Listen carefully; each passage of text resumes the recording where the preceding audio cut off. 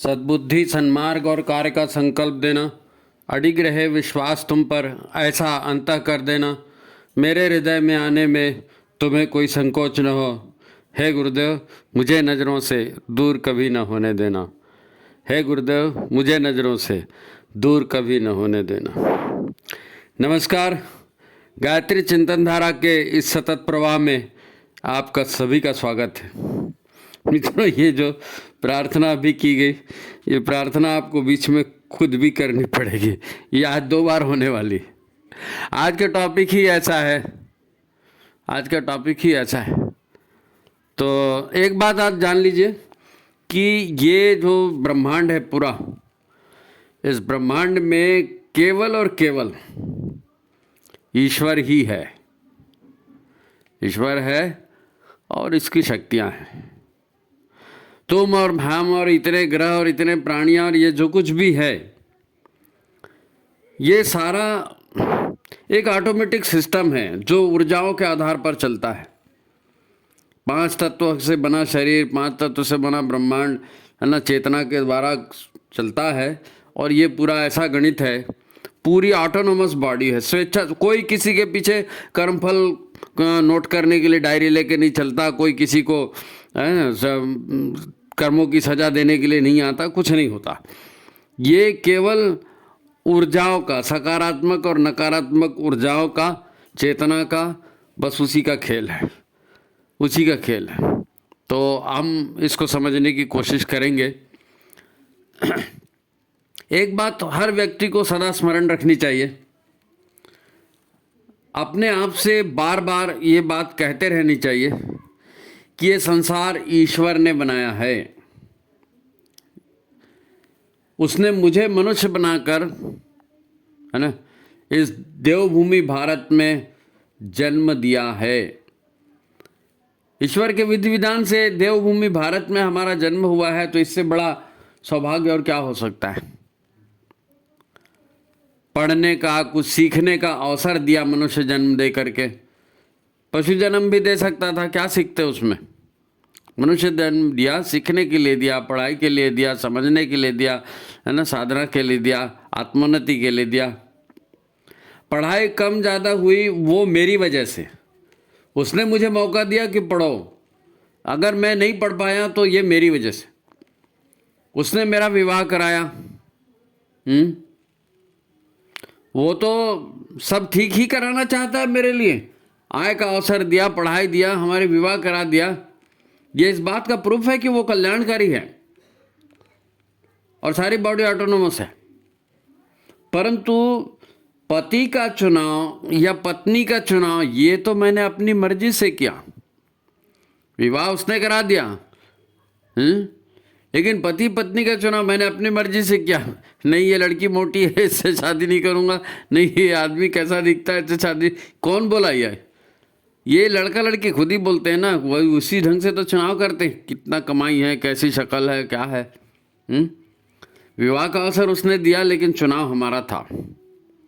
वो भी क्या करता, मेरे पिछले कर्म मेरे साथ चल रहे थे, नकारात्मक सकारात्मक ऊर्जाएं मेरे साथ चल रही थी, और वो भी उनके परिणामों को रोक नहीं सकता था। सत रज तम की ऊर्जाएं हैं, सत रज तम की शक्तियां हैं, उनको, वो तो ईश्वर से ही निकली हैं। ईश्वर उनको क्या रोकेगा,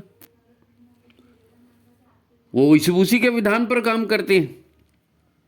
उसकी भी अपनी व्यवस्था है। विधाता भी तो अपने नियमों से बंधा है। माता पिता, भाई बहन, गांव मोहल्ला, इनका चुनाव उसने किया है, ठीक है, लेकिन मेरे कर्मों के आधार पर किया है। कर्मों के आधार पर क्या, आपने भी देखा होगा, वो आत्माएं उसी क्षेत्र में, उन्हीं लोगों के बीच में बार बार जन्म लेती है जहां उनका पिछले जन्मों में वास रहा है, लेन देन रहा है नहीं। क्योंकि मेरी रुचि थी, मेरा कुछ लेन देन उनसे बाकी था। पति पत्नी बच्चे बनकर उन्हीं को आना था मेरे जीवन में, मेरे परिवार में। वो आ गए। वो ईश्वर फिर भी गुरु बनकर आया हमारे पास ज्ञान देने के लिए। ये भी उसकी कितनी बड़ी कृपा है कि वो गुरु बनकर हमें ज्ञान देने आए। पर मैं जान रहा हूँ कि उनके उपदेशों का ठीक ठीक पालन मुझसे नहीं हो पा रहा है। भगवान आए गुरु बन करके, उन्होंने हमको ज्ञान भी दिया, लेकिन हम नहीं चल पा रहे हैं उनके हिसाब से। और ये भी मेरी अपनी करनी है, इसके लिए कोई दोषी नहीं है।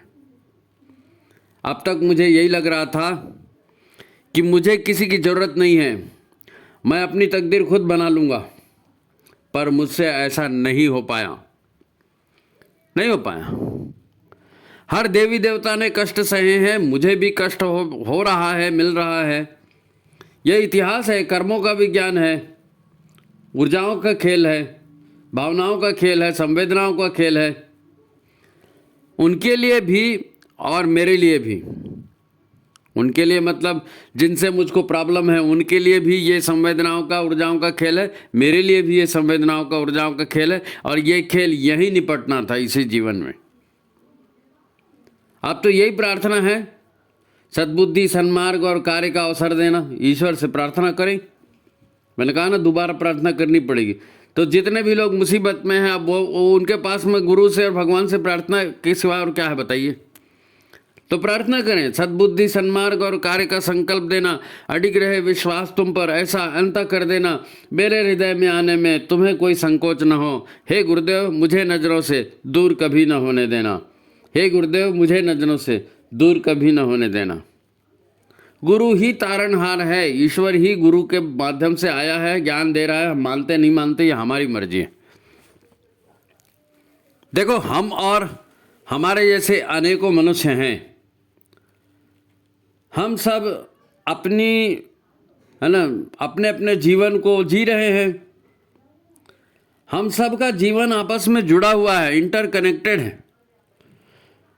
हमें पति चाहिए, हमें पत्नी चाहिए, हमें बच्चे चाहिए, फिर हमारी अन्य ज़रूरतों के लिए हमें और भी संबंधियों की ज़रूरत है, पार्टनर्स की ज़रूरत है।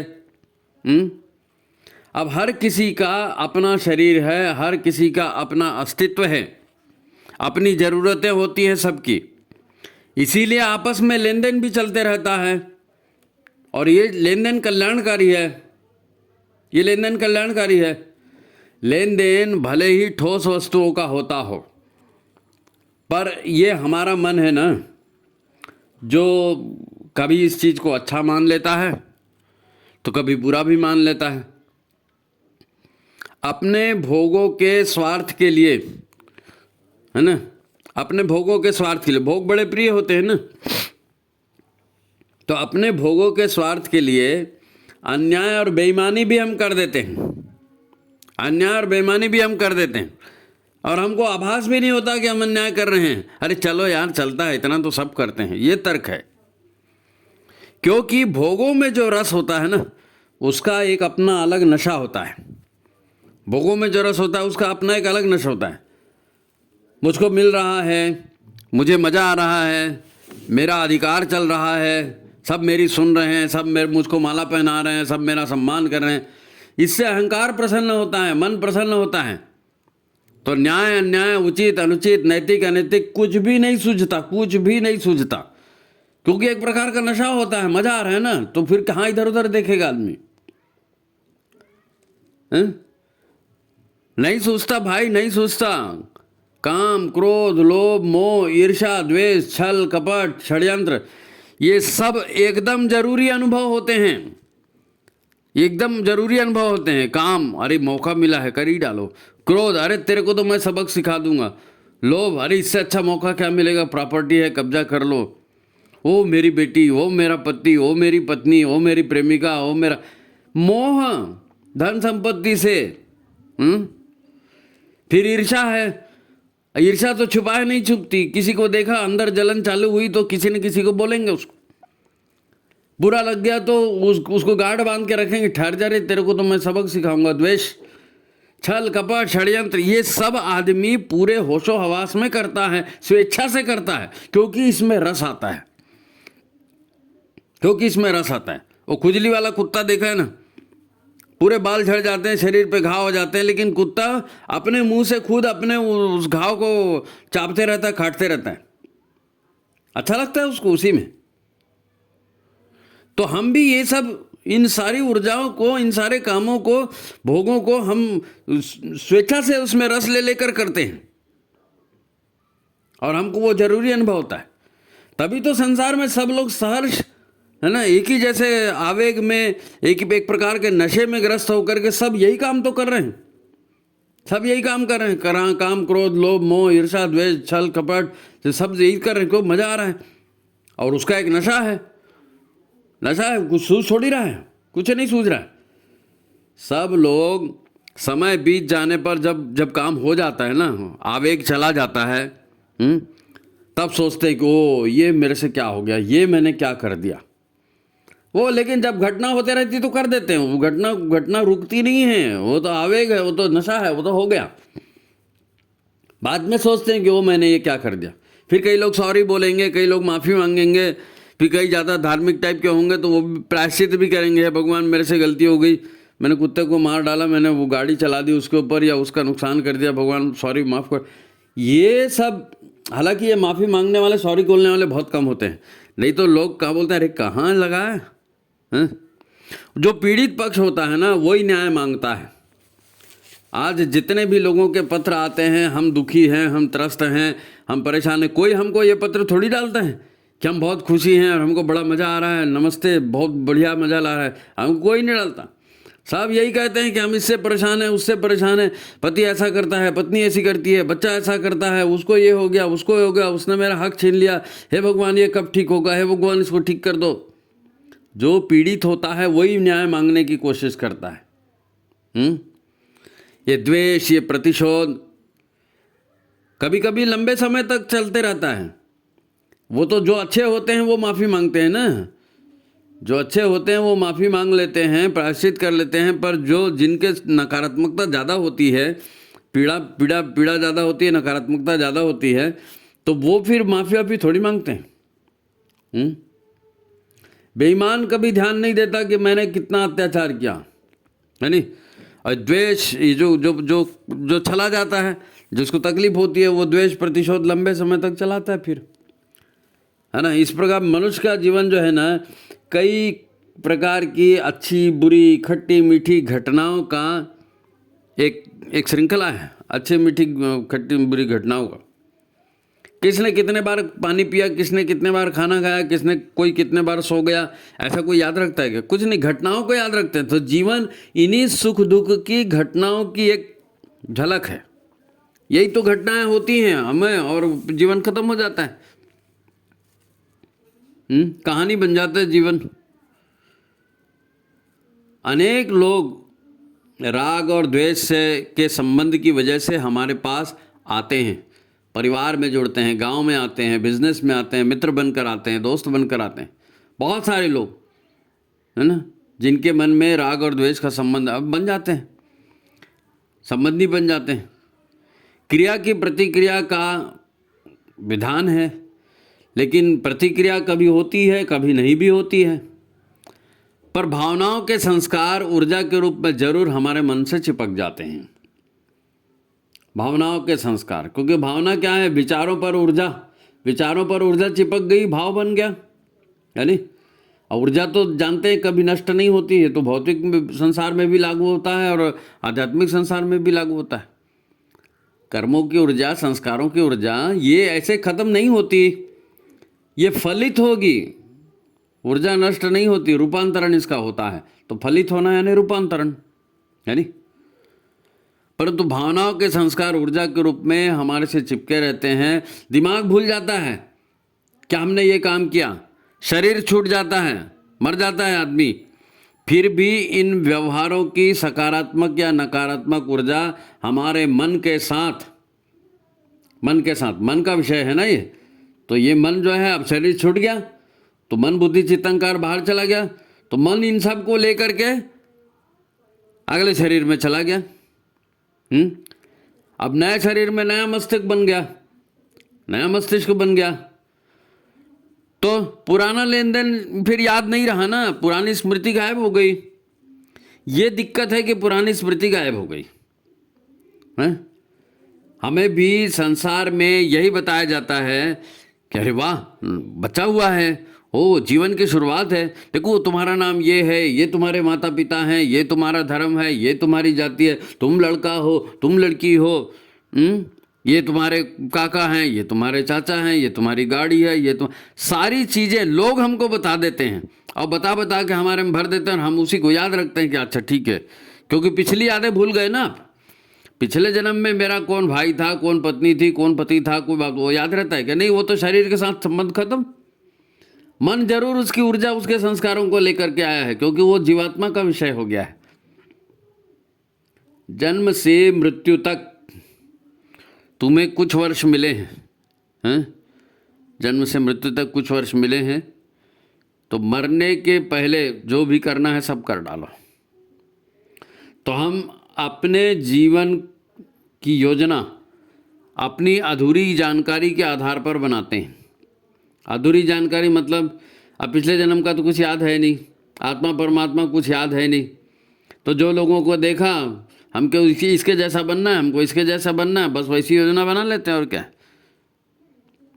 पर ईश्वर की दुनिया में पूरा पूरा न्याय होता है, ऊर्जा नष्ट नहीं होती ना, वो ईश्वर का विधान है। आप सोच कर देखो ना, हमें सुखद या दुखद अनुभूति देने वाले पहले ही हमारे यहाँ जन्म ले चुके हैं। अगर जन्म ले घर परिवार में जन्म ले लिए, भाई बनकर आ गए, बहन बनकर आ गए, पड़ोसी बनकर आ गए, चाचा मामा बनकर आ गए, और नहीं तो शादी ब्याह करके हम बना लिया हमने संबंधी, किसी को पति बना लिया, किसी को पत्नी बना लिया, किसी को सास ससुर देवर साला बना लिया। ये हम एक तो परिवार में आ गए, उन्हीं लोगों के बीच में जिनसे लेन देन करना है, या तो शादी ब्याह करके उसको घर में ले आए, क्योंकि आमने सामने आएंगे तब तो लेन देन होगा ना, तभी तो लेन देन पूरा होगा, है ना। और हम जानबूझ के छांट के उन्हीं को लाते हैं, जानबूझ के छांट के उन्हीं को लाते हैं।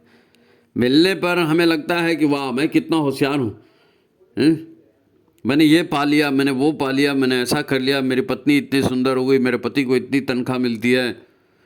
तो वो जब मिलता है तब याद नहीं आता, तब तो सब बढ़िया तकदीर है, मैं बहुत अच्छा हूँ, ये होता है।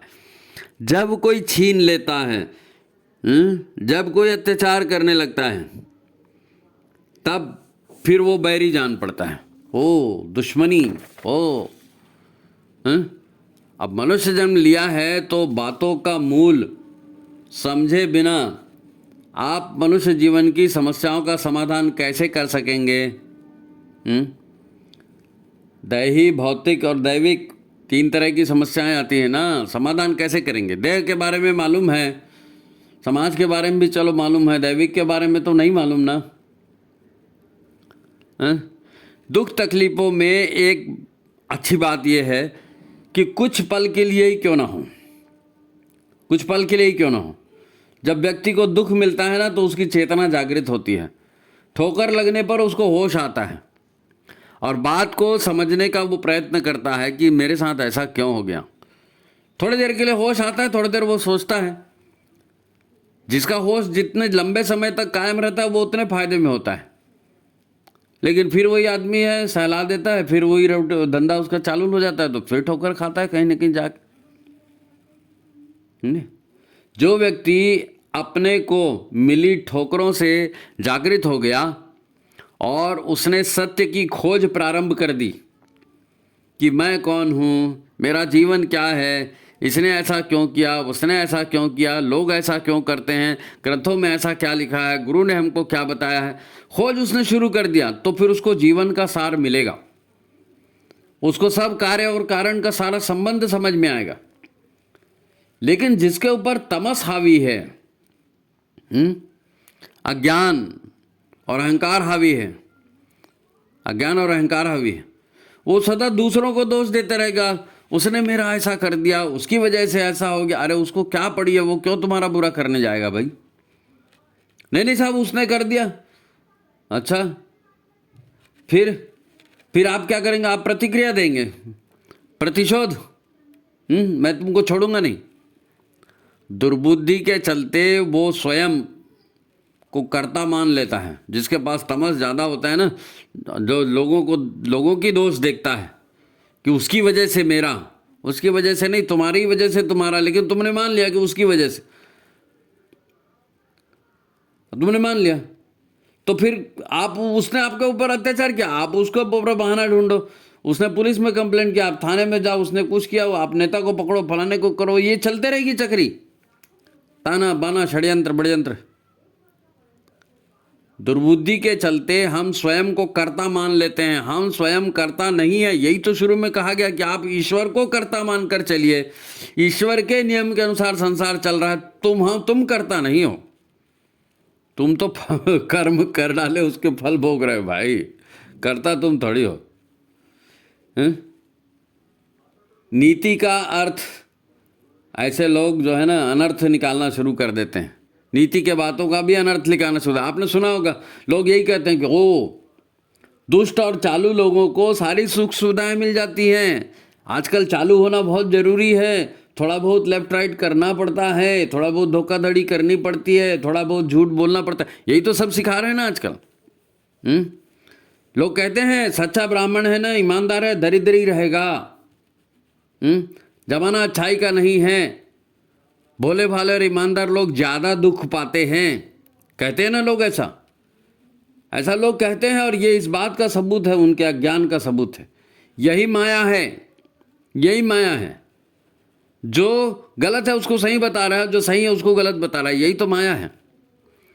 जब अंतःकरण में तमस या कषाय कलमश या नकारात्मकता, जो भी आप बोलो, अंतःकरण, आप तो साधक लोग हैं, गायत्री से जुड़े हैं, आपको मालूम है तमस क्या है, कषाय कलमश क्या है, नकारात्मकता क्या है।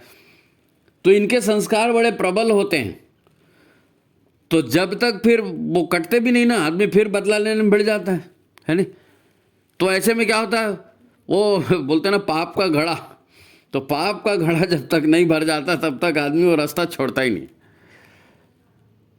क्योंकि वो माया है, माया में अपना एक आकर्षण है, अहंकार है, मैं कर रहा हूँ, उसमें एक आकर्षण है नहीं।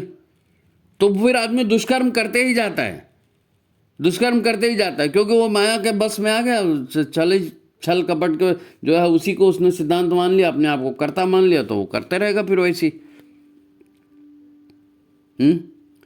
भाई ये भी तो विधाता का नियम है कि नकारात्मकता विनाश का कारण बनती है, कषाय कलमश विनाश का कारण बनते हैं। ये वैसे ही है, देखो बार बार आदमी गलतियां करता है, बार बार गलतियां करता है, तो बहुत सारी नकारात्मकता भर जाती है, और एक दिन पाप का घड़ा भर जाता है तो फूट जाता है। बोलता है ना अपने कथा कहानी में यही बताते हैं, भगवान कृष्ण जो है, भगवान कृष्ण को शिशुपाल गाली दे रहा था, एक गाली दिया, दो गाली दिया, पांडवों ने उनको कहा ये इतनी गालियां दे रहा है आप उसको, तो उन्होंने बताया भाई इसकी माँ को मैंने जो है आश्वासन दिया है कि तेरा बेटे को, ठीक है मैं जान रक्षा का आश्वासन तो नहीं देता, लेकिन मैं इसकी 100 गलतियों को माफ़ करूंगा, 100 गलतियों को माफ़ करूंगा। तो यज्ञ में आए थे शिशुपाल और कृष्ण की बदनामी कर रहे थे, कृष्ण की खिल्ली उड़ा रहे थे, उसकी इंसल्ट कर रहे थे, गालियां दे रहे थे उसको, तो उन्होंने 99 गलतियों तक उसको माफ़ किया, क्योंकि उसकी माँ को वचन दे के रखा था। पाप का घड़ा भरना तो चाहिए, पाप का घड़ा भर गया, 100 गलतियां हो गई, अहंकार के चलते उसने कृष्ण को समझा ही नहीं और करते रहा इंसल्ट। तो ये भीतर जो कषाय कलमश, भीतर जो नकारात्मकता होती है, ये पाप और अनाचार करने के लिए और प्रोत्साहित करते रहती है ना। इसको घटाना मुश्किल है। जैसे फोड़ा होता है ना, फोड़ा अंदर में विष भर गया तो वो फोड़ा बन गया चमड़ी में, अभी क्या करेंगे, अब वो फोड़ा पकेगा तभी फूटेगा, तो फिर मवाद पूरा निकल जाएगा, फिर शांति मिलेगी। शांति तमस के रहते नहीं मिलने वाली, शांति कषाय कलमश के रहते नहीं मिलने वाली। आपके ऊपर अन्याय अत्याचार जो है ना, वो कषाय कलमश हटाने वाली चीज़ है, बशर्ते आप होश में आ जाए। इस बात की गांठ बांध ले कि नकारात्मकता शरीर के लिए, जीवन के लिए घातक है। इससे दुर्बुद्धि पनपती है, मन पर माया का प्रभाव बढ़ता है, व्यक्ति जैसे नशे में या सपनों में जीना शुरू कर देता है। अब या तो दुर्घटना से, चोट से दुखी होगा, दुर्घटना होगी, चोट होगा, है ना, चोट लगेगी, दुख होगा, तो होश आ सकता है। या फिर दुर्घटनाओं से होश नहीं आया तो फिर आपके मान लो कर्म अच्छे हैं तो सद्गुरु मिल जाएंगे, सद्गुरु मिलाएंगे तो वो आपको होश में आने की बात बताएंगे, होश में आओ, वयम राष्ट्रे जागृयाम पुरोहिता, होश में आओ, जागृत हो जाओ। जिंदगी क्या है, भगवान क्या है, ईश्वर क्या है, संसार क्या है, कैसे चलता है, समझ जाओ। गुरु यही तो मार्गदर्शन करते हैं ना, और क्या करते हैं। और उनके इशारों पर चलने के प्रयत्न आपने शुद्ध मन से अगर शुरू कर दिए तो फिर वो अज्ञान भी कटेगा, वो अंधकार भी कटेगा, वो कषाय कलमश भी कटेंगे, सब कट जाएगा। कब? गुरु के फोटो को माला पहनाने से नहीं, गुरु के निर्देश के अनुसार जीवन चलाने से, जीवन चलाने से। क्योंकि आपको सुधार लाना है, नकारात्मकता हटानी है, तो वो कैसे हटाएंगे? वो गुरु हम मैं मेरा करते रहेंगे तो थोड़ी होगा जी, है ना। उसके लिए मैं और मेरा का विचार छोड़ना ये पहली शर्त है, नम्र होना, और गुरु के झुकना पड़ता है ना। मैं और मेरा बोलोगे तो गुरु की भी दी हुई शक्ति आपको अकल काम नहीं आएगी। व्यक्ति अपनी दुर्दशा के लिए भाग्य को या ईश्वर को या इसको उसको किसी दूसरे को दोषी मानते रहेगा, अगर कषाय कलमश नहीं हटे तो, सदगुरु के मार्ग पर नहीं चले तो। उसने ऐसा कर दिया, उसने ऐसा कर दिया, यही बोलते रहेंगे जिंदगी भर, तो विनाश तय है, विनाश तय है। और जितना भी विनाश हो रहा है, जितना भी दुख हो रहा है, जितना भी दर्द हो रहा है, ये ईश्वर नहीं दे रहा है। ईश्वर किसी को दुख दर्द नहीं देता। ईश्वर तो बहुत दयालु है, हैं? उसने इस स्थिति से भी उबरने का अवसर उपलब्ध किया है। आपसे अनुरोध है कि आप अपने आप को संभालें। किसी की शक्ल सूरत, किसी के कपड़े, किसी के चेहरे मोहरे या उसकी डिग्रियों पर मत जाएं। किसी बड़े पद पर काबिज होने से कोई व्यक्ति बड़ा नहीं हो जाता, है नहीं। उसको रोल मॉडल बना करके उसके हिसाब से ज़िंदगी जिएंगे तो धोखे में रहेंगे। देखो, दुख मुसीबतें जीवन में क्यों मिल रहे हैं, या जीवन में, है ना, मर्मांतक दुख बढ़ गया है, जीवन जीना मुश्किल हो गया है, तो विश्वास करो, ये दुखों का जो हमारे जीवन में आगमन हुआ है, ये दुख हमने स्वयं बुलाए हैं। इस बात को मैं फिर कह रहा हूँ, और ध्यान से सुनिए, ये बहुत ही महत्वपूर्ण बात है, हर व्यक्ति को ध्यान में रखना ही चाहिए इसको। ये हमारे भारतीय अध्यात्म का सार है, समझ जाइए कि दुख मुसीबतें जीवन में क्यों मिल रहे हैं, या जीवन में मर्मांतक दुख क्यों बढ़ गया है, जीवन मुश्किल क्यों हो गया है। तो विश्वास करो, ये दुख हमारा अपना चुनाव है। मैं कर्मफल की बात, कर्म संस्कारों की बात नहीं कर रहा हूँ, विशुद्ध रूप से हमारी जीवात्मा का ये चुनाव है। हमारी जीवात्मा ने इन दुखों का चुनाव स्वयं किया है, भगवान ने नहीं दिया। अब भगवान को कोसो भी मत, इसने ऐसा कर दिया, उसने ऐसा कर दिया, बहू ने ये कर दिया, और लड़का ने ऐसा कर दिया, और पति दारू पी रहा, और पत्नी घर से भग गई, और ये जितनी भी चीज़ें हैं, इन सब का, इन सारी घटनाओं का हमारे जीवन में घटना, ये हमने स्वयं चुना है, या हमने स्वयं चुना है। बस बात इतनी है कि हम भूल चुके हैं कि ये चुनाव हमारा है। हम भूल चुके हैं कि ये चुनाव हमारा है। अब आप कहेंगे कि साहब, हम अपने जीवन में हम अपने दुखों को खुद ही क्यों बुलाएंगे? तो ऐसे दुख हम बुलाते हैं क्योंकि हमको बड़ी खुशी चाहिए, तो थोड़ा बहुत त्याग करना पड़ता है, और हमने ये त्याग करने के लिए इन दुखों को स्वयं आमंत्रित किया है। इसे ऐसा समझो कि आदमी बहुत बीमार होता है ना, और उसके किसी अंग में ज़बरदस्त जहर पैदा हो गया, विकार पैदा हो गया, और दर्द बहुत हो गया, मुसीबत बहुत बढ़ गई, सहन नहीं जा रही, तो आदमी खुद डॉक्टर के पास जाता है और बोलता है, चला दो इस पर छुरी, कर दो मेरा ऑपरेशन, ये बला कट जाए। तो व्यक्ति खुद अपने परम प्रिय शरीर को खुशी खुशी डॉक्टर के हाथ से कटवा देता है। कोई पैर कटवा रहा है, कोई हाथ कटवा रहा है, अपने अंगों को, जिन अंगों से इतना प्रेम करते थे, शरीर से ही तो आदमी प्रेम करता है ना, उन अंगों को कटवाते हैं। क्यों कटवाते हैं? ताकि अगला शेष जीवन बेहतर ढंग से जिया जा सके। लोग आँखों का ऑपरेशन कराते हैं, पेट का ऑपरेशन कराते हैं, अपने गर्भाशय का ऑपरेशन कराते हैं, स्तनों का ऑपरेशन कराते हैं। क्यों कराते हैं? खुद होके कराते हैं ना, कि नहीं इसको काट दो। क्योंकि अगला जीवन बेहतर बन सके। अब ये भौतिक जीवन में हम कर रहे हैं तो ऐसा ही आध्यात्मिक जीवन में भी हम स्वयं करते हैं। ये दुख मुसीबतें हमने स्वयं बुलाई हैं। ये प्रमाण तो भौतिक जगत में आप रोज देख रहे हो ना। तो ऐसे ही आध्यात्मिक जगत में हमारी जीवात्मा शुद्ध आत्मा बनना चाहती है। जीवात्मा के कषाय कल्मश, जीवात्मा की नकारात्मकता, ये आत्मा को, भाई आत्मा और जीवात्मा में क्या फर्क है? आत्मा परमात्मा का अंश है और जीवात्मा जिसको कहते हैं, जीवात्मा के ऊपर उसका अपना एक शरीर है, कार्मिक शरीर है। फिर उसमें मन बुद्धि चित्त अहंकार है, फिर उसमें दुनिया भर के नकारात्मक और सकारात्मक ऊर्जाएं भरी हैं, कामनाएं वासनाएं सब भरी हैं। उसी के आधार पर शरीर मिलते हैं, उसी के आधार पर सुख दुख मिलता है। तो जब किसी में नकारात्मकता, भाई मान लो अब कोई व्यक्ति मर गया है ना, कोई व्यक्ति मर गया तो क्या हुआ? शरीर से पांचों प्राण निकल गए, जीवात्मा निकल गई। तो जीवात्मा निकलने के बाद गति क्या है? लोग सोचते हैं कि शरीर से आत्मा निकल गई तो मोक्ष हो गया। शरीर से आत्मा निकलेगी मोक्ष होगा, लेकिन मोक्ष तब होगा जब सारे कषाय कल्मश कट जाएंगे, आपका कारण शरीर नष्ट हो जाएगा। कारण शरीर है तब तक मोक्ष कैसे होगा? कारण शरीर कामनाओं वासनाओं का इन्हीं से तो बना हुआ है पूरा। तो इनमें भी कुछ अच्छे कर्म होते हैं, कुछ बुरे कर्म होते हैं, सात्विक कर्म होते हैं, तामसिक कर्म होते हैं। तो जो सात्विक कर्म होते हैं, इन सात्विक कर्मों का जो है ना वजन कम होता है। अब मैं मोटी भाषा में उसको ये बता रहा हूँ कि सात्विक कर्म हल्के होते हैं। तो हल्के होते हैं तो जीवात्मा शरीर को छोड़ती है, कुछ देर वहाँ मंडराती है, उसके बाद सीधा अंतरिक्ष में गमन कर जाती है, दूसरे लोकों में गमन कर जाती है। हल्की होती है तो चली जाती है, जहाँ उसके लायक प्रोग्राम बनता है, जहाँ उसके लायक अगला जीवन की तैयारी होती है, वहाँ वो चले जाती है।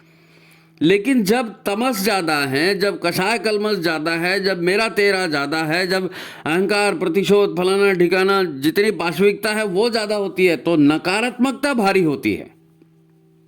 नकारात्मकता भारी होती है। इसलिए ऐसी आत्मा जो है ना, शरीर छोड़ने के बाद में भी वो कोई पीपल के झाड़ में अटका है, कोई मरघट में जाकर के अटका है, कोई वहीं घर के आसपास मंडरा रहा है, कोई खजाने के आसपास मंडरा रहा है, कोई मोहल्ले में मंडरा रहा है, कोई भूतिया महल, जितने भी महल पाओगे उसमें सब में भूत मिलेगा आपको, क्योंकि वहाँ ढेरों हत्याएं हुई हैं, निर्दोषों का खून बहा है, अनेक पाप कर्म हुए। तो पाप कर्म नकारात्मकता है, नकारात्मकता भारी होती है और वो जीवात्मा की सद्गति में बाधक है। जीवात्मा की सद्गति में बाधक है। जो शुद्ध आत्मा होती है ना, जैसे शंकराचार्य जी थे, शंकराचार्य जी की शुद्ध आत्मा, तो शंकराचार्य जी ने गीत लिखा था ना, भज गोविंदम, आप गाते हो, उसमें सूत्र है पुनरपि जन्म पुनरपि मरणम, मैंने उसमें नहीं है, लेकिन ये शंकराचार्य जी का ही कहा हुआ है कि बार बार मैं माँ के गर्भ में जा रहा हूँ, बार बार मैं जन्म ले रहा हूँ, तो हे भगवान मेरे को इससे मुक्ति करा दो। तो मुक्ति कैसे होगी? भगवान गुरु बन के आएंगे, मार्गदर्शन देंगे, गुरु के हिसाब से चलोगे, नकारात्मकता को हटाओगे, सकारात्मकता को जोड़ोगे, अपने आप को कर्ता नहीं मानोगे, गुरु को शरणागत हो जाओगे, भगवान को शरणागत हो जाओगे, तो वो सारा जो भी कर्म करेंगे वो भगवान के चरण में जाएगा। तो आपके पास नकारात्मक सकारात्मक ऊर्जा आएगी ही नहीं। अब मैं कर रहा हूँ, उसका अहंकार है, उसकी नकारात्मकता है, मैं बदला लूंगा, मैं तेरा मजा चखाऊंगा, आप लूट खसोट करेंगे, काम क्रोध लोभ ईर्षा मोह त्रस्त करके अपने घर वालों पर ही तो पहले अत्याचार होता है ना। तो घर वालों को आप छल कपट कर रहे हो, उनको त्रास दे रहे हो, तो आपने अपने भीतर नकारात्मकता भर ली, उसके भी भीतर नकारात्मकता भर ली, वो भी प्रतिशोध में जल रहा है, आप भी जल रहे हो। तो बार बार फिर वही कोई दुश्मन भी आपका होगा तो बेटा बन के आ जाएगा। फिर आप बेटे को लाड़ प्यार करोगे, फिर वही बेटा आपको लात मारेगा। आपने अपने बहू को छला और आप अपने नौकरानी को छला, आपके यहाँ कोई आया थी उसको छला, किसी गरीब महिला को छला, अब वो जिसको आपने छल किया वो आ गई आपके पास अगले जन्म में, माँ बन के आ गई, बेटी बन के आ गई और किसी पे आ गई और आपसे सेवा करवा रही है। ऊर्जाओं का लेन देन है। कोई यमराज कोई व्यक्ति ऐसा नहीं है जो भैंसे में चढ़ के आएगा और आपको ऐसा करेगा। आपके कर्म आपको प्रेरित करेंगे, आपकी ऊर्जाएं आपको प्रेरित करेंगी। और ये सारा दुख हमारी जीवात्मा जब शरीर से बाहर निकलती है तो उसको फिर लगता है हे भगवान कहाँ फंस गए, अब फिर जन्म लेना पड़ेगा और फिर वही सब भोगना पड़ेगा। क्योंकि 9 माह माँ के गर्भ में और वहाँ कोठरी में बंद रहना कोई आसान थोड़ी है। तो हम लोग ये सोचते हैं कि भाई हमारा जीवात्मा ये सोचती है कि मैं तो ईश्वर का अंश हूँ, तो मुझको ईश्वर में मिल जाना चाहिए। तो ये मेरा जो कारण शरीर है जिसमें इतनी नकारात्मकता भरी है, ये कट जाए, क्योंकि ये कटेगा तभी मेरी ऊर्ध्व गति होगी। तो इसको काटने के लिए, उन कर्म के फलों को भोगने के लिए व्यक्ति स्वयं बुलाता है, स्वयं जन्म लेता है, स्वयं आमंत्रित करता है कि ये दुख एक बार मैं काट लूं, मेरी जीवात्मा मुक्त हो जाए तो मैं भी ईश्वर से मिल सकूं। तो आज जितने भी लोग रो रहे हैं, हमारे बेटे ने ऐसा कर दिया, हमारे बहू ने ऐसा कर दिया, हमारा फलाना ऐसा कर दिया, पति दारू पी गया, फलाना, तो इन सब का चुनाव हमने स्वयं किया है। क्यों किया है? क्योंकि हमारे से नकारात्मकता हो गई है, उसकी वजह से हमारी सद्गति नहीं हो रही है। उसकी वजह से हमारी सद्गति नहीं हो रही है। दुर्भाग्य क्या कहते हैं? दुर्भाग्य इसी को कहते हैं, दुष्कर्मों को। दुष्कर्म ही तो दुर्भाग्य है। अब लोगों ने गुरु बना लिया, लेकिन गुरु के मार्ग पर चल नहीं रहे, इससे बड़ा दुर्भाग्य और क्या है? अब जो गुरु के मार्ग पर चल रहे हैं, तप कर रहे हैं, साधना कर रहे हैं, उनको उस समय जरूर कष्ट हो रहा है, लेकिन उसका फल उनको अच्छा मिलेगा। इसीलिए तो सूत्र दिया गया, जहीं विधि राखा है राम ताहीं विधि रहिए। जहीं विधि राखा है राम ताहीं विधि रहिए। कबीरा हाय गरीब की कभी न खाली जाए, मरी सांस लौह भस्म हो जाए, बोलते ना। तो ये सारी चीजें ये पूर्णतः वैज्ञानिक हैं, इसी आधार पर चलती हैं। आज आपको परिवार में दोष मिल रहा है तो आप ये मान करके चलो, क्योंकि इसके सिवा और कोई उपाय नहीं है, कि ये पाप है, ये दोष है, ये मुझको मिल रहा है, मैंने कभी इसको दिया होगा, ये मैं काट लूंगा, ये मैं काट लूंगी, इसके बाद मेरी आत्मा शुद्ध पवित्र हो जाएगी, मेरी सद्गति तय है। बोझा कट जाएगा, घाव का पीप बह जाएगा, सड़ा हुआ अंग शरीर से दूर हो जाएगा, तो अच्छा लगेगा। ये हम चुनाव हमारा है कि हाँ ये ऐसा ऐसा हो जाए, हम एक बार भुगत लेते हैं जी, चलो हटाओ। तो जरा जो है ना, मनस्थिति बदले तो परिस्थितियां बदलेंगे, नहीं तो कौन आपकी कैसे मदद करेगा? बताइए, कौन आपकी कैसे मदद करेगा? बेटे ने ऐसा कर दिया, बहू ने ऐसा कर दिया, उसने ऐसा छलना शुरू कर दिया, मेरी तो ये हो गई, मैं तो इतनी उम्मीद से घर बनाया था और इतने उम्मीद से बहू लाया था और इतने बहुत। अरे भाई, ये भावनाओं का आवेग है ना। ठोकर पड़ रही है तो सोचो, अध्ययन करो, गुरु क्या कह रहा है, परमात्मा क्या कह रहा है, अध्यात्म क्या कह रहा है। हाँ नहीं, हम अध्यात्म नहीं देंगे, हम गुरु का भी ध्यान नहीं देंगे, हम विधि विधान को भी नहीं समझेंगे, तो फिर भुगतते रहो। यह आत्मा को शुद्ध होने का हमारा खुद का उपाय था कि हम इस कष्ट को भोग लें और मुक्त हो जाएं। अब अहिल्या ने भोगा, द्रौपदी ने भोगा, सीता ने भोगा, जितनी महिलाएं थी सबने दर्द भोगा ना भाई, सबने दर्द भोगा। किसने नहीं भोगा बताओ? जो शरीर लेकर के आता है वो कहीं ना कहीं कर्मों के जाल में फंसता है और फिर उसको भोगता भी है। तो ये जरा कर्म का विज्ञान है। परिवार हमारा बहुत बड़ा एक तपस्थली है। गुरुदेव ने इसीलिए ना गृहस्थ एक तपोवन का, यहाँ तप करना है, तप करना है। हमारे कर्मों का परिणाम यहाँ मिल रहा है तो उसको दूसरे को दोष नहीं देना है। आप दूसरे की सहायता करो, दूसरा आपकी सहायता करेगा तो दर्द आसानी से कट जाएगा, दर्द आसानी से कट जाएगा। मिलजुल कर परिवार में, परिवार बहुत पवित्र चीज है, परिवार बहुत बड़ा तपोवन है। आज परिवार टूट रहे हैं मतलब देश का दुर्भाग्य हो रहा है। तो आध्यात्म की शरण में ये जो है ना, भौतिकता आपको कभी खुश नहीं कर सकती। अब किसी को कोई खुश नहीं हो पाएगा इसमें। ईश्वर की शरण, गुरु की शरण ही तारण कर है। तो ठीक है, आज की बात यही समाप्त करते हैं। 2-4 बार इसको सुनिए और ख़ास करके उन लोगों को सुनिए जो बार बार हमें भेजते हैं कि हमारे परिवार में ये परेशानी है, हमारे ये परिवार में ये परेशानी है। तो भाई, परेशानी हमने खुद उसको बुलाया है तो ज़रा उसको हल्के से लो, इसको उसको दोष मत दो, बोलो, इसको उसको मत दो। भगवान कल्याणकारी है, उसी ने कल्याण की व्यवस्था बनाई। वरना आपने शरीर छोड़ा ना, शरीर छोड़ने के बाद आपको कैसे याद आया कि नहीं मेरे ये दोष है, इनको दूर करना है और यहाँ पर मैं इनका अपना जो है इनको कष्ट दिया है तो अब कष्ट में वापिस इनसे झेल लेता हूँ, मेरी आत्मा पवित्र है। किसने कहा? शरीर छोड़ने के बाद आया ना, पंच तत्व से आप बाहर निकले, कुछ हल्का हुआ तो बुद्धि आई। लेकिन वही गर्भ में फिर आ गए, फिर आपका मस्तिष्क बन गया, फिर याददाश्त सारा भूल गई सब वचन विदा के, खो गई मैं ससुराल के आगे। हैं, क्या गाना है ना वो, ये दुनिया मेरे बाबुल का घर, वो दुनिया ससुराल। तो बस ऐसी ही है सब। देखो जो बात आई, माता जी ने इशारा किया कि बच्चों को यह है, जो पीड़ित है उनको ज़रा समझा दीजिए, बता दीजिए। तो इस ढंग का कहा है, भूल चूक के लिए माफ़ करना। जो संदेश हमको आया हमने आपको सुनाया, ठीक है। तो आज की बात यहीं समाप्त। अगर अच्छा लगा है तो 4 लोगों को भेजिए, पीड़ित मानवता की सेवा कीजिए, है ना, पीड़ित मानवता की सेवा कीजिए, लोगों के कषाय कलमश कट जाएं, सबको सद्बुद्धि मिले, प्रार्थना कीजिए, ठीक है। तो लाइक करिए, शेयर करिए, ज़्यादा से ज़्यादा लोगों तक इसको भेजिए, ठीक है। सबको प्रणाम, नमस्कार।